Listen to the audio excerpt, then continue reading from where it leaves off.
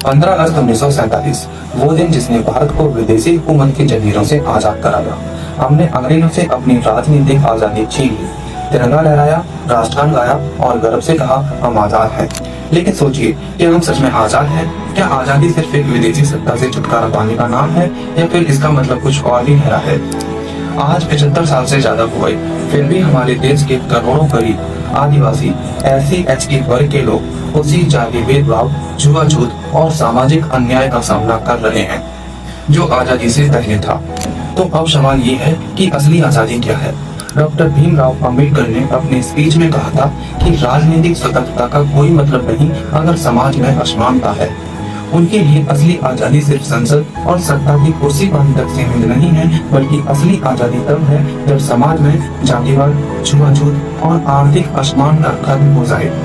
बाबा साहेब मानते थे कि हर नागरिक को समान अधिकार मिले, चाहे वो किसी भी जाति, धर्म या वर्ग से हो। कानून की नजरों में सब बराबर हों और किसी का सम्मान उसके जन्म से नहीं बल्कि उसके कर्म और इंसानियत से तय हो।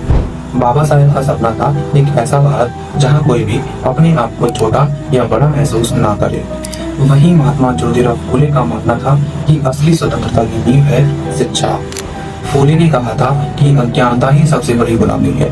अगर कोई समाज पढ़ा लिखा नहीं है तो वो अपने अधिकारों और कर्तव्यों को कभी समझ ही नहीं पाएगा। उन्होंने शिक्षा को महिलाओं और गरीब वर्ग तक पहुंचाने के लिए अपना पूरा जीवन लगा दिया। फूले के लिए आजादी का मतलब था अंधविश्वास और पाखंड से मुक्ति, महिलाओं को पुरुष के समान अवसर और एक ऐसा समाज जहां जन्म के आधार पर भेदभाव न हो। बाबा साहेब और फूले ने हमें सिखाया कि असली आजादी के 5 स्तंभ होते हैं। नंबर 1 राजनीतिक मुक्ति, नंबर 2 सामाजिक समानता, नंबर 3 आर्थिक निर्भरता, नंबर 4 मानसिक स्वतंत्रता, नंबर 5 शिक्षा और जागरूकता, ताकि हर नागरिक अपने अधिकार और कर्तव्य जान सके। 15 अगस्त को जब हम तिरंगा फहराते हैं, राष्ट्रगान गाते हैं, तो हमें ये भी याद रखना चाहिए कि ये आजादी अधूरी है जब तक देश का हर व्यक्ति सम्मान और बराबरी के साथ जीने का हकदार नहीं बन जाता।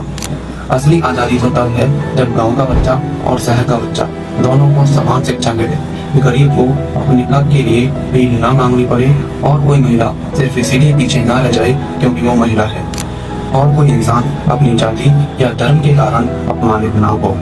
तो इस 15 अगस्त आइए हम सिर्फ आजादी का जश्न ही न मनाएं बल्कि उस सपने को पूरा करने की कसम खाएं जो बाबा साहेब और ज्योतिबा फूले ने देखा था, क्योंकि तिरंगा सिर्फ हवा में नहीं बल्कि दिलों में भी लहराना चाहिए।